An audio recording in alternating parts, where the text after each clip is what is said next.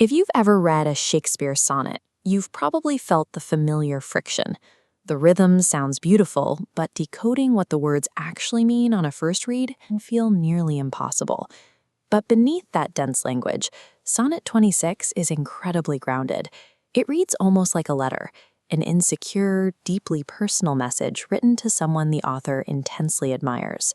Found in this original 1609 printing, Sonnet 26 belongs to a group of poems known as the Fair Youth sequence.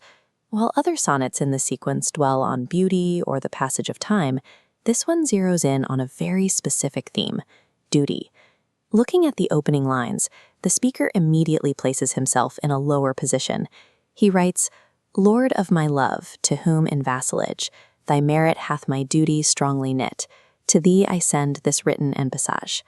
Shakespeare is borrowing terminology directly from the medieval feudal system. A vassal served a lord. He isn't saying he is literally a servant, but rather that his profound respect binds him to a kind of loyal servitude. So he is sending this poem as an embassage, an official written message. By adopting the persona of a humble vassal reporting to a lord, Shakespeare sets a very specific emotional baseline. He strips away any pretense of equality, anchoring the poem in deep insecurity and devotion right from the start. Moving to the next 4 lines, the sentence structure becomes tangled. The clauses are inverted, which is exactly where modern readers often get lost. But if we untangle the syntax, a fascinating paradox emerges. The speaker, written by an undisputed master of the English language, claims his wit is so poor that he actually lacks the words to properly show his affection. He writes, "But that I hope some good conceit of thine, in thy soul's thought all naked will bestow it." In Elizabethan English, conceit doesn't mean vanity. It means understanding or imagination. The speaker trusts the recipient's imagination to fill the blanks where his poem fails. He suggests that when 2 people share a true emotional connection, that bond allows them to understand feelings that words alone cannot capture. Here, in lines 9 and 10 on screen, Shakespeare introduces the Elizabethan belief that stars and destiny directly influenced human lives. He writes, "Till whatsoever star that guides my moving points on me graciously with fair aspect." A fair aspect refers to a favorable cosmic influence.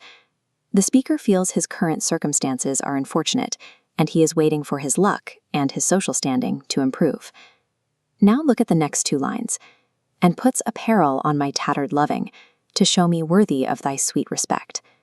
Based on the speaker's insecurity so far, take a second to guess what the metaphor tattered loving means.